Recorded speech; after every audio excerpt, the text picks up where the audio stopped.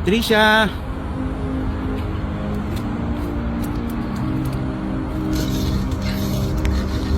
Ayun. Naku. Siya nga. Sana nga nandito siya para, sabi ko kasi pasyalan ko sa dyan sana nga andyan siya.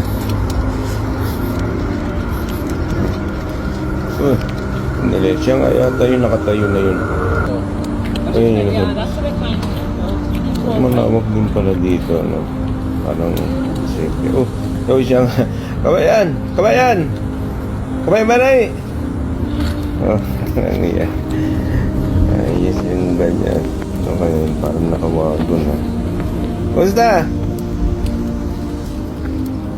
Saan ka ba pupunta? Hindi ka ba mag-stay dyan? Puti, inabot kita. Inabot ko ako, kabayan. Papunta kasi akong downtown. Downtown. Hindi ka ba naglalagi dyan? Saan ka ba lagi natutulog? Minsan dito. Ito nga, nauna yung mga mahirap dito kasi mahirap yung kukumpulang kayo. Tatulog minsan. Hindi mo rin alam kung ano nangyayari. Punta muna akong downtown. Downtown di ba mas maraming kwan doon, mga nakatira doon. May panggastos ka ba, kabayan? Yung bigay mo pala sa akin kwan, yung bigay mo sa akin last week na pera, hindi ko pa nagastos kasi for pa yun, emergency, pandagdag ng gastusin. Maraming nagtatanong, kabayan, hindi ka ba nagtatry mag-apply sa ibang company? Nagkakan Paano ka pala nagsisend ng mga resume? sa library, meron kasi doon $5, pwede ka mag-print ng mga resume. For 1 month yun, yung black and white. Ayos naman pala paano mo na sinesend yung mga resume mo? Pwede nito kasi free wifi also. Wala akong computer, wala yung computer Paano mo nga may sisend yung mga resume mo? Tsaka, ano pala mga experience mo? Alam mo, mga software? Marunong naman ako ng van, marunong ako ng AutoCAD, yun, ang Revit. At may iba pang mga van,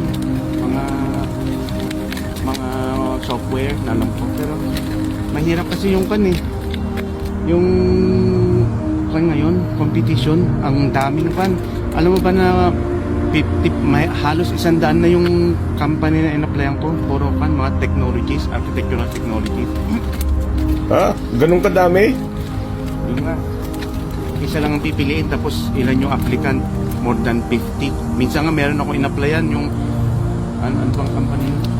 WSL ba yun? Isang parang 200 plus yung applicant, isa lang pupunin. Grabe naman yan. Totoo ba yan, kabayan? Pag na-apply ng trabaho, mahirap Kanina saan ka ba galing? Kanina, ito, nakakuha ko ng tinapay pa. Yung lahat yung tinapay. Ayan lang, okay na. Okay na. Yung last time, di ba, sinamahan mo ako, sumama ka doon sa recycling. Nung na yun, pagka ko nun, may pinuntahan uli ako, may nakuha na naman ako. Marami ako nakuha na mga bote, saka yung tin can. Umabot ng siguro parang 60. Aba, $60. marami na nga yun. Yun na pagbentahan ko. Kasi parang isang tumpok yung tinapon nila dun sa dito sa likod. Minsan pala. Pero paano ko tawagan?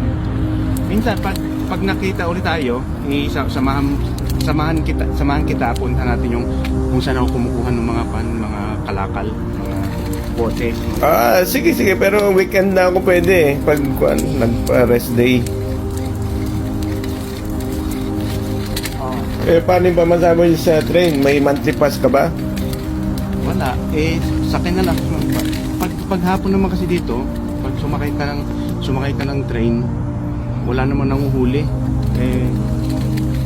Nako, kabayan, delikado yan. Baka magmulta ka ng 200 dyan. Wala naman.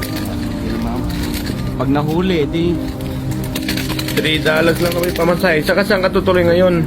doon na lang muna ako sa siguro. Sa downtown. Babalik na lang ako dyan kung Ilang araw na akong dyan na naglalagay dyan sa tulay. Nakako na naman sila. Paglabas ko kanina, andun sila nakatumpulan. Mag-asawa yun nandyan. Parang pan sila yung anong gumagamit. Mahirap ikon yung although wala naman akong masyadong gamit, mga damit lang naman to saka mga underwear, so wala naman makukuha sa akin. Cellphone, wala naman akong cellphone. Yung nga pala, pahiram ko mga sa itong isang cellphone ko, hindi ko naman ginagamit pa Oo, para pwede kitang kontakin. Medyo luma na rin to, pero okay pa naman.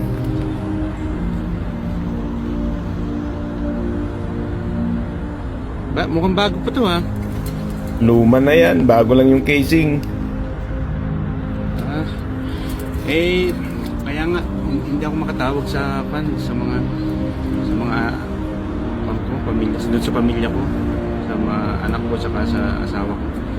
Nagkukan lang ako PM pag pumupunta ako ng downtown, yun, mag-online ako, PM lang kasi ayaw ko rin magtagal, saka mahirap sa dibdib yung hindi mo masabi yung pwede kong gamitin muna pala ko. Hindi, sige, sa'yo na yan. Nakakahiya naman. Hindi, gamitin ko lang. Mag-text na ako. Ngayon, okay lang. Sige, gamitin mo yung account ko dyan sa Facebook.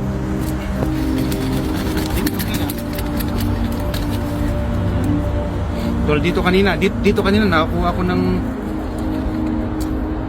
isang balot. Tinapon dyan. Ayaw mo, siguro. Dali Unahan din talaga ang kuhanan dyan, no? I-add mo na lang yung account ng misis mo dyan sa Messenger. Hanapin mo na lang. Pwede kong gamitin yung account. Muna ako gumamit ng ibang account. Pwede, sige, palitan mo. Pero pwede mo rin gamitin yung account ko ngayon dyan. Sige, ikuha na lang. Sige. Yung account mo na lang. Yung Wandering Trees. Sige, open ko lang. I-browse mo na lang yung Messenger ng misis mo kung meron dyan.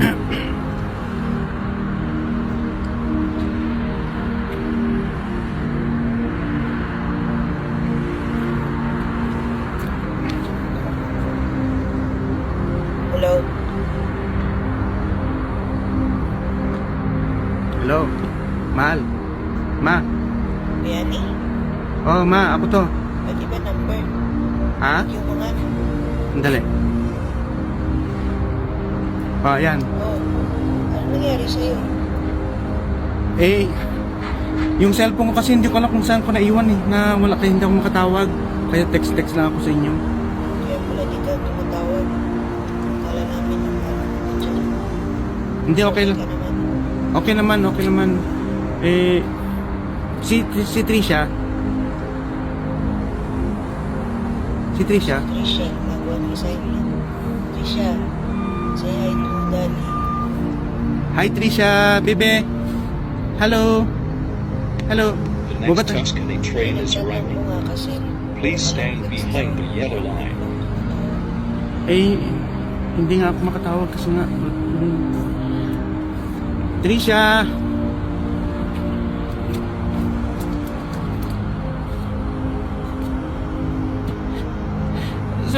Sabihin mo, mama. Malapit naman ako umuwi pag hindi ako nakakuha ng pan ng This train, Tuscany, Mahirap talaga pag yung hindi ako ganito nakakuha ng yung work. pagkausap mo ni anak mo. Papayak ka talaga. Kaya minsan kailangan mong patatagin ang iyong kalooban para sa mga pagsubok na darating. Mahirap kasi maghanap ng work Sabihin mo lang sa kanya, papadalahan ko siya. Ano bang gusto niya? Yung stop toy na favorite niya. Yung alien ba yun? the next Somerset Bridlewood train is arriving. Please stand behind the yellow line. Sige, tawag na ako doon.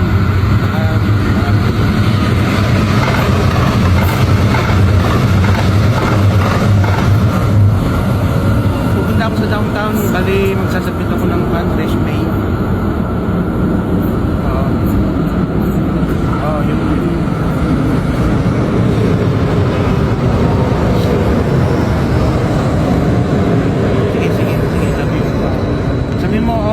Somerset Bridle. Papadalong ko siya para hindi siya magtampo. Okay? Habulin ko pa yung train. Sige, love you lang.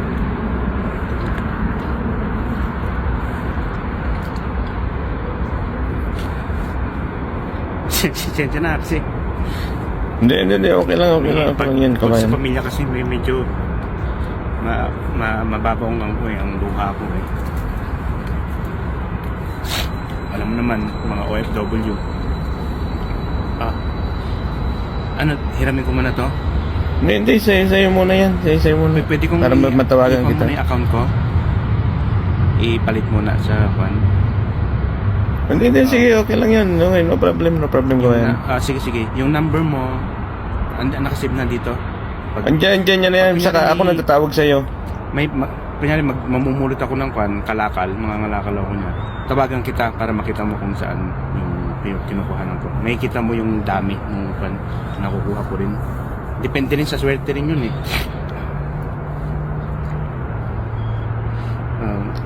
Okay yan, pero weekend lang ako pwede kasi kabayan eh. Sige, okay, ganito na lang, pag may sumagot dun sa mga in-applyan ko, balik ko na itong cellphone. Pag okay na, kasi may yung mga tulad ng mga in-applyan ko, wala namang, hindi ko alam kung tumawag na ba o kan, kasi nga baka tumatawag dun sa cellphone ko na wala. Kaya every other day o sometimes 3 days after ng submit ng resume, pupunta ako sa library dyan sa downtown, nag-check ako ng email. May nakilala pa nga akong Pinoy doon, buti minsan nagpapahiram ng mga kanya gadget. Although may mga libre naman doon. Dito to. Parating na ng isang train. Sige, sabay na tayo. Sasakay din naman ako eh. Sakay ka rin ba ng train? Oo, dito rin ako sasakay. Sige. Pa-downtown ka rin? Hindi, papunta ako dyan sa Somerset. Dito ka sa pan? Oo, dyan sa last So station. pag ganun ka? Sige, pag ganun naman ako. Oo. Sige. Ay, baka need mo pa ng pamasahe muna. Hindi, wag na. Okay naman ako. Wala namang pan. Tsaka may mga kaibigan ako sa downtown na minsan tinutuloyan ko rin. Minsan nakakahiya namang pan. Wala naman ako masyadong dala. Ito lang. Dito. Mukhang bago yung wagon mo ah. Bigay ito nung kwan, yung may Pinay dyan na mag-asawa, pumunta ng lumipat na sila papuntang Amerika. So sabi nila yung ginagamit nilang wagon, ito nga, bigyan na lang sa akin. Sabi okay. Kaysa naman yung tawag ko, yung cart, yung galing sa dito yung kaning superstore. May mga cart dyan. Minsan dyan ako kumukuha ng kwan. Yan. Ito nga, nakuha ko yung mga pork and beans, mga ganyan. Sa food banks. May mga kwan dyan, food banks. Libre minsan. Oo, marami nga yan mga food banks dito. Sige kabayan. Tawagan kita next time.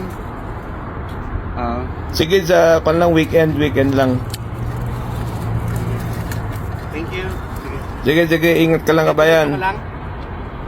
Oo, diretso lang pero wala pa yung train eh. Ang kapalaran talaga ng isang tao, no? Hindi mo rin masabi kung kahit gaano ka kagaling, paano ka kadiskarte, kung ano talaga yung nakalaan para sa'yo. Swertehan din yung buhay at sana makakuha na rin ng trabaho itong si kabayang arkitektong bayani. Next time siguro pupuntahan natin yung kinukuhanan niya ng kalak. Laging positive ang dala, Kuya Bri in Canada. Ngitian lang ang problema,